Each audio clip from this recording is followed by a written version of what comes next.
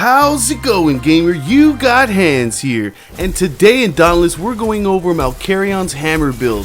This is a pretty dope hammer and I really like it, especially because if you bond it to Drask's Hammer, you have a 30% increased damage versus Behemoth heads, and that is pretty significant.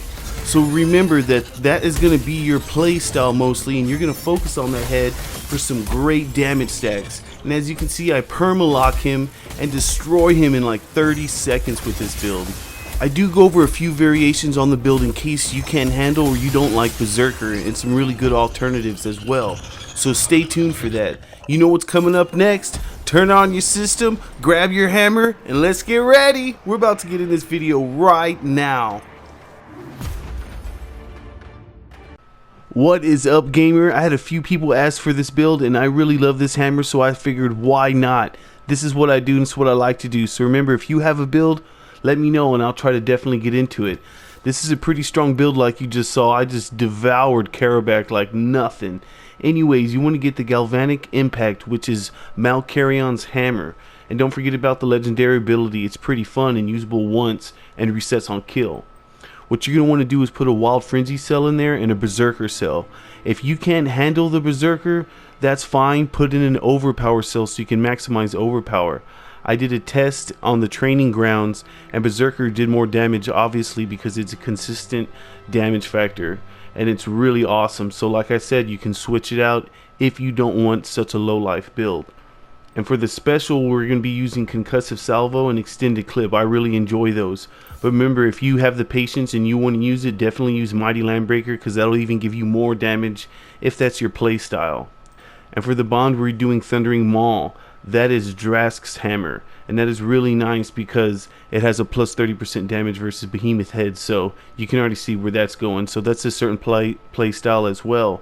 You're going to want to focus on the head more so than the rest of the body, but obviously sometimes that's not always the case, but you'll do what you have to do. For the headpiece, that's Shroud's head, and that has a rage, and we're going to put an Overpower cell. And for the chest, that has a rage because that's Shroud's chest piece, and we're going to put a Discipline cell in there. And for Malkarion's hands, that has a Predator, and we're going to put a Wild Frenzy cell.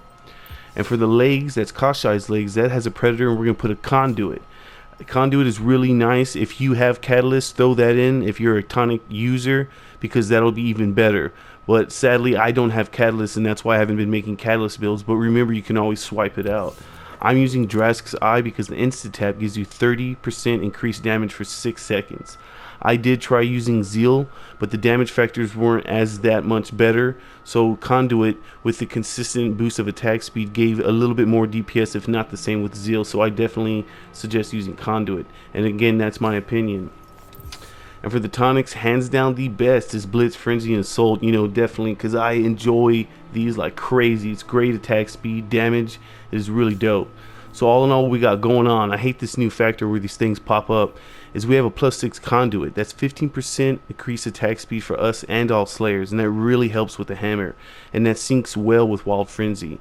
And then Predator is 35% damage if you can avoid not to get hit. So remember, dodge the best you can. Rage is 25% damage all the time because we're rocking Discipline. Wild Frenzy is 20% increased attack speed all the time because we're using Discipline as well. That with Conduit, that's 35% increased attack speed, and that is really nice for the hammer. And then we have Etheric Attunement, which charges our Lantern, which really helps because it keeps Conduit up really often. And next is Berserker. That's 20% damage if you can maintain doing damage. And using the swing combo really stacks Berserker really well. So alternate your combo styles while you're attacking to maintain Berserker. And Discipline, we talked about that. That keeps us at half health, but it also gives us a 7.5 critical strike chance, which is cool. And then Overpower, that's 30% damage versus staggered behemoths, and they will be staggered. And it's really nice because, like I said, you can take away one of the Berserkers if you can't handle such a low life build, and put another Overpower to bring that to a +6. That'll still be good, but again, that's your playstyle and what you're capable of doing if you can handle these low life builds. But this is a really strong build and I really enjoy it. Of course, there might be better hammers out there like Drask's Hammer, but this is a really awesome build, and have fun, guys. Hey gamer, if you like this video and you want to see more, please don't hesitate to hit that subscribe button and click on that bell for notifications. This is Hans signing out. Peace, y'all.